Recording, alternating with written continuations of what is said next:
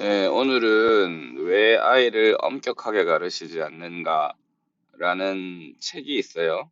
거기에 대해서 얘기를 좀 해볼까 합니다. 이건 제가 평소에 생각하던 거를 되게 잘 명문화 해놨습니다. 그래서 제가 이 책을 보고 읽는 순간, 아, 이게 정말 맞는 말이다.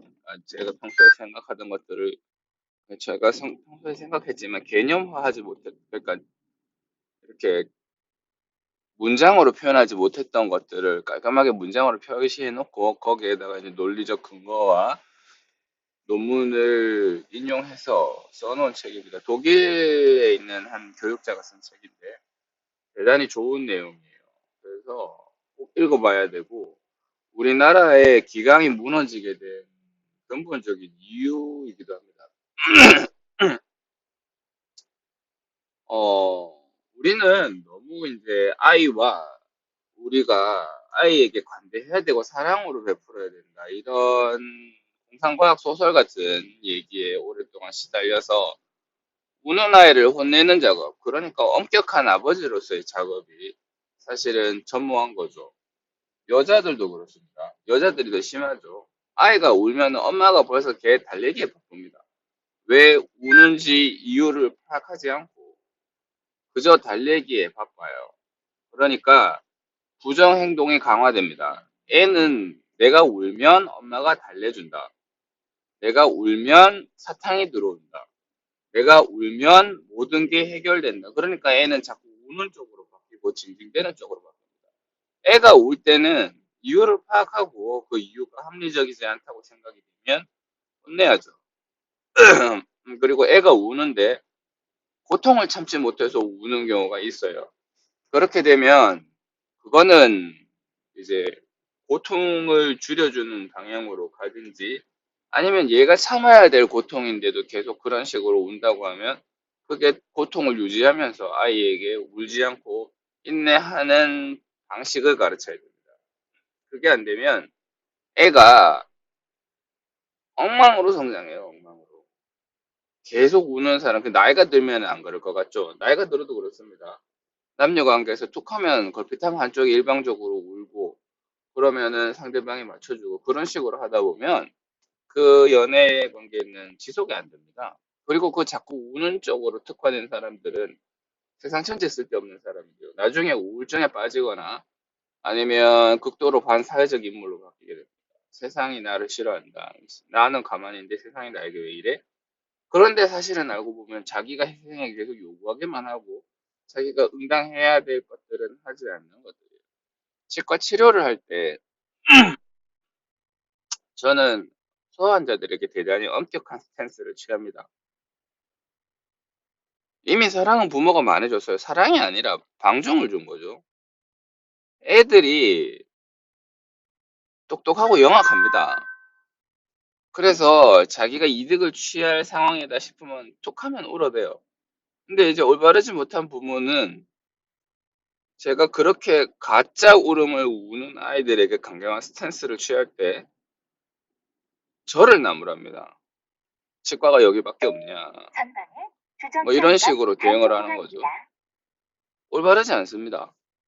저는 소아 환자, 아무리 힘든 환자라도 제가 보는데, 근데 소아 환자가 아니라 부모가 예를 들어 제가 그러한 교육 방침에 대해서 거부를 한다거나 하면 여지없이 리퍼를 해버립니다.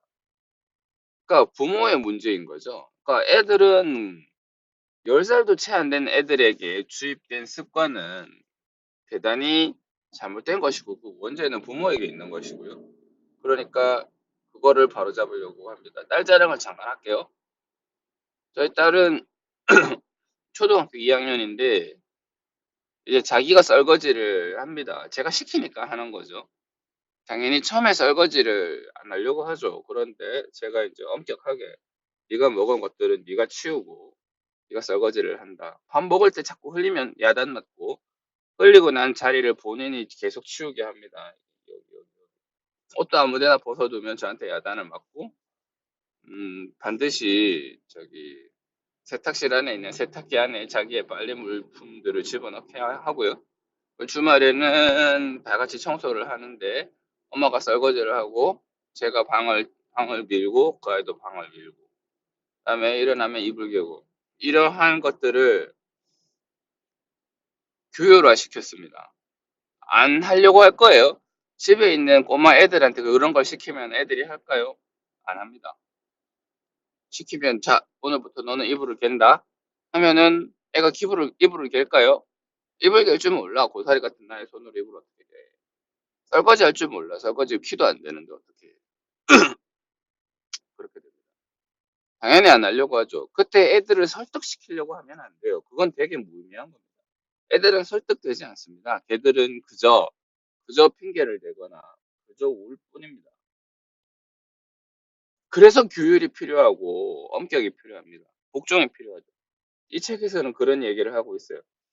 엄격한 규율 속에서 자란 아이와 굉장히 자유로운 분위기에서 자란 아이 둘 중에 삶의 만족도가 누가 더 좋은가 하면 엄격한 규율 속에서 자라는 아이들이 삶의 만족도가 더 좋습니다. 왜 그런가 하면 규율은 기본적으로 삶의 만족을 증진시키기 위해서 우리가 지켜야 되는 최소한을 만들어 놓은 거거든요. 끝나고 난 다음에 자기가 자기 스스로 식기를 세척을 하고 방 청소를 하면 그런 애들이 모인 집단은 항상 쾌적해요. 그 다음에 누가 인상을 찌푸릴 일이 없습니다. 모든 아이들이 청소를 하지 않고 모든 아이들이 설거지를 하지 않고 모든 아이들이 먹은 그 자리에서 그냥 놔뒀다고 칩시다. 그럼 그걸 누가 다 합니까? 선생들이 다 합니까? 선생들은 어지간히 잘 합니까? 어른들은 잘해요? 자기 앞가림 못하는 사람이 태반인데 잘 못하죠. 그런 환경에서 자란 애들보다 자기들이 자기 스스로 일을 딱딱딱 하는 애들이 이유는 없습니다. 그냥 그렇게 하라고 하니까. 그렇게 안 하면 선생님한테 혼나니까 하는 애들이 결국은 깨끗한 환경에서 자라고 자기들 스스로가 가지고 있는 기저적인 책임감이 있어야 된다. 기본적인 최소한을 하지 않으면 우리는 오염된 환경 속에서 살 수밖에 없다라고 하는 사실을 깨닫게 되고 그런 환경에서 구성된 애들이 삶의 만족도가 좋아요. 그럴 수밖에 없죠. 환경이 더 좋으니까. 그렇습니다. 저도 제 주변에 있는 사람 중에 생산적인 사람을 좋아합니다. 자기가 스스로 청소를 하고 스스로 일을 하고 하는 그런 사람들을 좋아하는 거예요. 애들은 엄격함과 교율, 복종이 꼭 필요합니다. 올바른 복종 속에서 자라는 애들은 자기 스스로 결정을 잘합니다. 그러니까 우리는 사실은 엄격한 규율 속에서 자율성을 가르치는 거예요. 자기가 한 일, 자기가 벌린 일은 자기 스스로 치운다. 그런 애들이야말로 자기 스스로의 자유를 결정할 수 있게 됩니다. 내가 벌린 모든 일은 내가 책임진다. 그러니까 난 이런 일을 해보고 싶은데 해볼게. 이런. 반대로 자율이 없는 애들은 뭔가 새로운 일을 할 때 항상 겁이 나요. 엄마가 옆에 있어야 돼. 엄마도 자기 앞가림 잘 못하는데 뭐. 애들을 그렇게밖에 못 키우는 엄마가 자기 앞가림 잘할까요? 엄마가 애들이 치과 치료를 지극히 무서워하는 애들은 보통 엄마들이 무서워합니다. 와갖고 애한테 용기를 심어주고 해야 될 엄마들이 자기가 무서워갖고 애기 손을 꼭 잡고 있어요. 그 애가 치과 치료를 잘 받겠습니까? 따뜻한 엄마 품이 좋지 무서운 서슬퍼런 치과 의사의 품이 좋을까요? 당연히 치과 치료 안 받고 엄마한테로 도망가죠. 그때 엄마가 무섭게 밀어내야 너는 너의 자리로 돌아가 치과 치료를 받으러 가라고 밀어내야 그제서야 치료를 받는단 말입니다. 치료를 받아야 이빨이 안 썩는데 그냥 치아가 썩는 걸 방치하게 되는 거고 부모님은 자기가 생각하는 얼마만큼의 사랑이라고 생각하는지는 모르겠지만 그 사랑도 아니고 일단 그냥 나약함이고 방종이죠. 그런데 거기다 대고 치아가 썩는 걸 방치시키는 거잖아요. 됐다 가자 이런 거. 그리고 엄마들이 또 오기 귀찮으니까 치과 치료를 할 때 하루 만에 다 할 수는 없나요? 라고 얘기를 합니다. 그건 정령 아이를 위한 방식이 아닙니다. 숙제가 이만큼 있는데 그걸 하루 만에 다 하라고 하는 거랑 똑같죠. 하루 만에 애가 소화할 수 있는 양이 아닌데? 근데 자꾸 치과에 데리고 오기도 힘들고 그 다음에 애들은 치과 치료를 받을 때 이제 엄마도 자기가 힘이 쓰이니까 그냥 하루 만에 숙제하듯이 다 해치우고 싶은 거예요. 당연히 치료 퀄리티는 떨어지고 그 다음에 애들은 치과에 대한 공포가 몇 배가 하루는 뭐 우리가 애를 뭐 묶어 놓든지 그런 식으로 치료를 받을 수가 있죠. 그 다음에 치료받을 때는 애는 사생결단을 내고 안 오려고 합니다. 한 번 가면 그 고생을 하는데 왜 또 와? 절대 안 오지. 그러니까 그것도 올바르지 못하는 거예요. 치료를 할 때는 조금씩 조금씩 치료를 하는 게 맞고 본인이 스스로 이겨낼 각오를 하고 치료를 하는 게 올바릅니다. 그렇게 해야만 해요. 그렇습니다.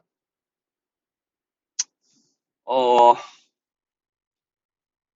이 책에서 꾸준히 강조하고 있는 복종, 규율 이런 것들은 애들을 결코 망치지 않습니다. 애들을 올바로 이끄는 거고 그러니까 제가 여자가 똑똑해야 된다라고 하는 이유는 2세들, 3세들이 그 엄마의 교육에 의해 결정이 되기 때문에 그러니까 엄마들이 강인해야 돼.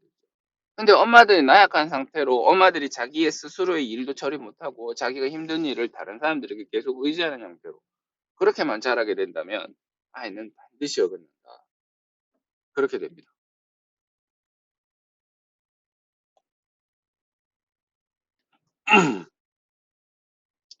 저는 민주주의가 참 안 좋은 거라고 생각을 하는데 대부분의 사람들은 민주주의를 통해서 자기가 자유롭게 의사결정에 참여한다고 판단 생각을 할 가능성이 있지만 사실은 대부분 그렇지 않습니다. 우리 직원들과 뭐 어떤 일을 처리하기 위해서 민주주의적인 방향으로 일을 제시를 하면 걔들은 대부분 지금 있던 거에서 변화를 원하지 않아요. 변화를 원하지 않고 뭐 예를 들어 이제 굉장히 일을 엉망진창으로 하는 아이가 있다고 칩시다. 그 아이가 남아있는 사람들에게 피해를 계속 끼치고 있는 상황이라서 넌 이 애를 어떻게 생각하니 하면 대부분 책임을 지기 싫어하기 때문에 애매한 말로 자기는 욕먹기 싫다 이거지. 그런 식으로 대답을 하고 말아버립니다. 그건 안 되죠. 싸울 일 있으면 싸워야죠. 밀 일 있으면 밀고. 저는 얼마 전부터 저희 치과에서 필요한 일을 제가 독자적으로 결정하고 직원들의 의견을 물어보지 않습니다. 니들은 따라라. 내가 책임을 지고 진행을 한다. 그런 식으로 진행을 했었어요. 그 중에 대부분은 성공적이었고, 직원들은 다 진료가, 그 방침이 바뀌기 전과 후를 비교했을 때, 바뀌고 난 다음 상황을 훨씬 만족해 합니다. 물론 그 당시에 물었을 때 반대를 했죠. 이런 식으로 하는 게 올바르지 않다고 생각을 하기 때문에 제가 그렇게 한 거고, 결과는 대단히 성공적이었습니다. 우리 딸도 지금 그렇게 키우고 있어요. 뭐 어떻게 보면 좀 매정한 아버지일 수도 있는데, 사실은 매정한 게 아니라 올바른 거죠. 삶의 규율과 복종은 반드시 필요합니다. 스스로에게도 규율을 만드시고 아이들에게 규율을 만드십시오. 그리고 그걸 복종시키세요. 강제로라도. 그렇게 될 때 아이들이 발전을 하고 자율적으로 바뀝니다.